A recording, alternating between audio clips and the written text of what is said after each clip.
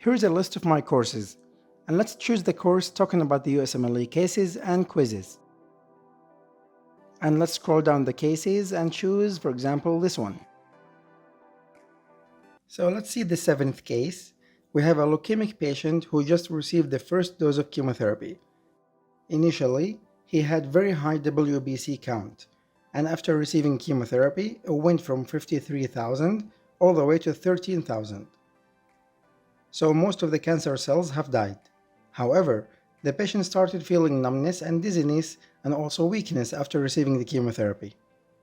We did some labs and we discovered that his potassium is now 6.5, his uric acid is 11.9, and his calcium is 7.6. He was diagnosed with Tumor Lysis Syndrome and treated with IV fluids and Allopurinol. The question asks, why did the patient develop hypocalcemia?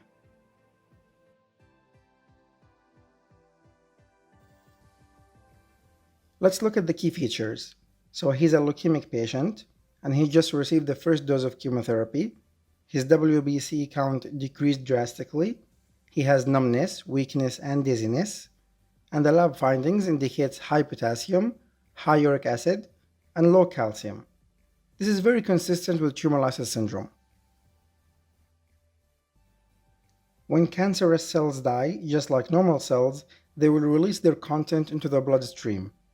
And the cells have a lot of potassium and phosphate within them. So once these cells die, we will see hyperkalemia and hyperphosphatinemia.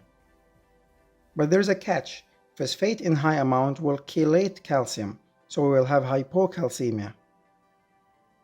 The cells also have a lot of protein, so once they die, the protein will be broken down into uric acid, and that's why we'll have high uric acid levels.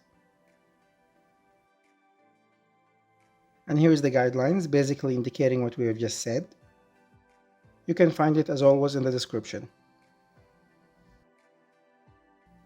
So if we go back to the question, as we can see, chelation by cellular component, which is phosphate, is one of the options. Use the link below to get access to the full course, including many cases and hundreds of quizzes. Everything in the course is high yield and common topics that we see frequently in the exams. Basically, we sat down and looked through a large number of question banks, quizzes, and many repeated exams. The topics we've chosen for this course are the most repeated topics, so they are very, very common. Thank you for watching.